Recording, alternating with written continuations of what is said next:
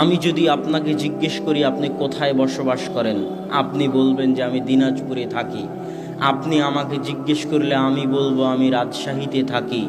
অথচ সত্য কথা হচ্ছে, বাস্তব কথা হচ্ছে, আমরা কেউ রাজশাহীতেও থাকি না, আমরা কেউ দিনাজপুরেও থাকি না, আমরা কেউ বাংলাদেশেও থাকি না।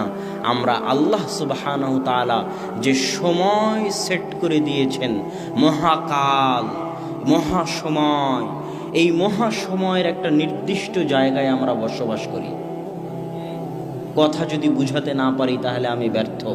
আমার জন্ম 1993, আমার মৃত্যু আল্লাহ লিখে রেখেছে, মানে 1993 থেকে আমার মৃত্যু পর্যন্ত যে সময়টা, এই সময়টার মধ্যে আমি বসবাস করি।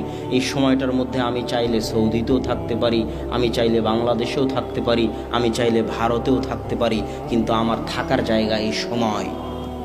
যেই দিন আল্লাহ আমাকে দুনিয়াতে পাঠিয়েছে ওই দিন একটা টাইম মেশিন স্টার্ট হয়ে গেছে।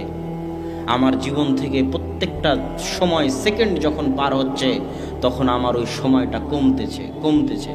যেখানে গিয়ে আমার এই টাইম মেশিন থেমে যাবে, সেটা কাছে চলে আসতেছে, নিকটে চলে আসতেছে, অতি নিকটে চলে আসতেছে। পরীক্ষার হলে এসএসসি পরীক্ষা শুরু হবে 3রা ফেব্রুয়ারি। পরীক্ষার হলে 3 ঘন্টার সময় থাকে, 4 ঘন্টার সময় থাকে। একটা একটা করে ঘন্টা যখন শেষ হয়, তখন যদি কোনো ছাত্র আনন্দ করে, এই আনন্দে যে যাক একটা ঘন্টা শেষ হলো, আর মাত্র 1 ঘন্টা বাকি আছে, যাক 30 মিনিট শেষ হলো, আর মাত্র 10 মিনিট বাকি আছে, যদি কোনো ছেলে পরীক্ষার হলে বসে এরকম আনন্দ করে, তাকে আপনি পাগল বলবেন না কি বলবেন? জোরে বলেন, সে কি? মূর্খ। ওই শিক্ষার্থী যে পরীক্ষার হলে বসে থেকে সময় শেষ হওয়ার কারণে আনন্দ করে, সে যত বড় মূর্খ, যারা 31st নাইট উদযাপন করে তারা তার চাইতে বড় মূর্খ।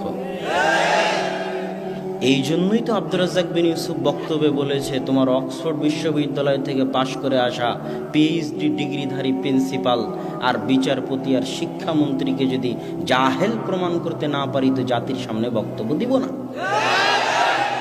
এটাই বাস্তব। ইসলাম বিরোধী প্রত্যেক কাজই হচ্ছে মূর্খতা।